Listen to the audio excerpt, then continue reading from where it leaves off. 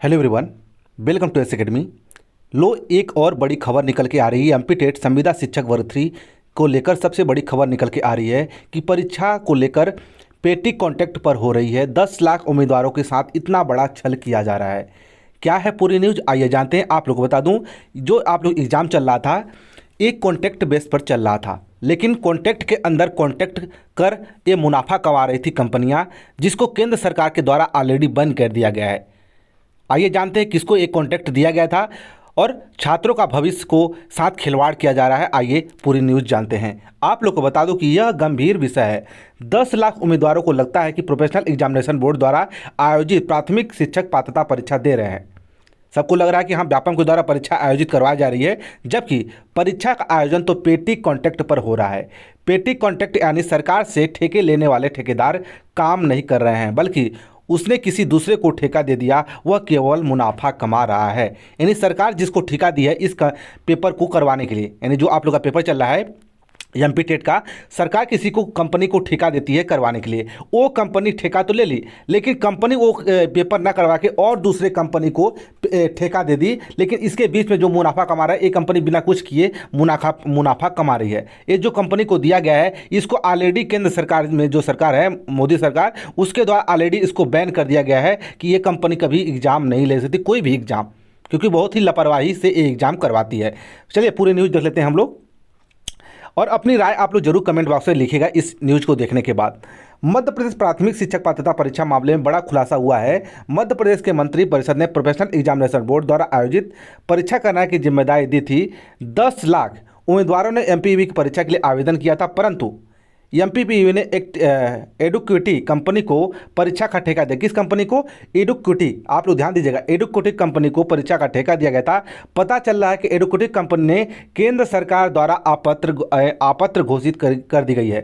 जो एडुक्विटी कंपनी है, इसको केंद्र सरकार ने आपत्र घोषित कर दिया है। यानी एक ऐसी कंपनी परीक्षा करा रही है जो खुद फेल हो रही है, यानी फेल कर दिया गया है। बड़ा खुलासा यह है कि ठेका के लेने के बाद एडुक्विटी कंपनी जो है सारा काम साई एजुकेयर कंपनी को दे दिया है। यानी एडुक्विटी कंपनी ठेका लेने के बाद दूसरे ठेकेदारों को यह ठेका दिया, जिसका नाम है साई एजुकेयर कंपनी को दे दिया है।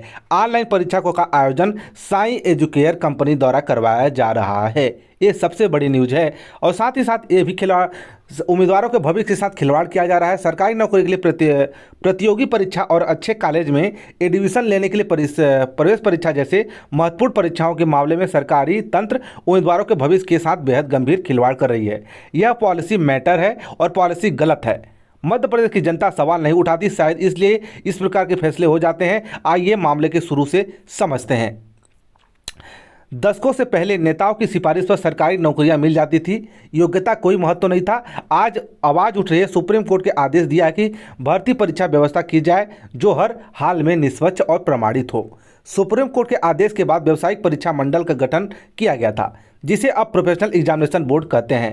अब उसका MPSSB यानी मध्य प्रदेश कर्मचारी चयन बोर्ड नाम कर दिया गया है। अभी कम से कम 1 महीने हो रहा है, जिस MPV का नाम भी चेंज हो गया है। पूरी परीक्षा का आयोजन करना, टाइम टेबल और रिजल्ट जारी करना पूरा MPEB का जो अब पूरा जिम्मा रहता है। लेकिन MPEB के अधिकारी परीक्षा आयोजित करने में फेल हो गए तो उन्हें ऑनलाइन एजेंसियों को ठेका देना शुरू कर दिया। सरकारी नौकरी की परीक्षा जैसे गंभीर मामले में प्राइवेट कंपनी को ठेका निश्चित रूप से संवेदनशील विषय है।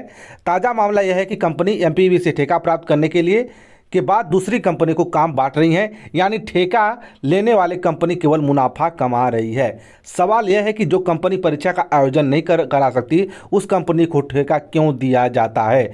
सबसे बड़ा सवाल यह भी है कि MPEB परीक्षा का आयोजन नहीं करा सकती तो इसका गठन क्यों किया गया था। सबसे बड़ी सवाल है कि जो व्यापम का गठन किया गया है, ये तो परीक्षा लेने के लिए, उसका रिजल्ट जारी करने के लिए और इसमें जो रोजगार देने के लिए इसका गठन किया गया था सुप्रीम कोर्ट के आदेश पर। लेकिन वो तो खुद परीक्षा नहीं ले रही है, दूसरे कंपनी को ठेका दे रही है। ये कौन सा किसका गठन किया गया है? यानी ये तो एक प्रकार का संचालन कॉन्ट्रैक्टर को दिया गया है। वो किसी तरह का भर्ती कर सकता है। कोई कंपनी ले रही तो वो तो घपला कर सकती है, बीच में किसी को पेपर दे सकती है। इससे सबसे बड़ा ये सवाल उठ रहा है। अपनी राय कमेंट बॉक्स में जरूर शेयर कीजिएगा। इसके ऊपर भी सवाल उठ रहा है। ये भी कोर्ट, आप लोगों के कोर्ट में जल्द ही केस पहुँचने वाला है और सरकार के कानों तक इसके भी अपनी भी आवाज़ पहुँचाना है। ठीक है, ये रही पूरी न्यूज़। आई होप आप लोग को समझ में आ गई होगी।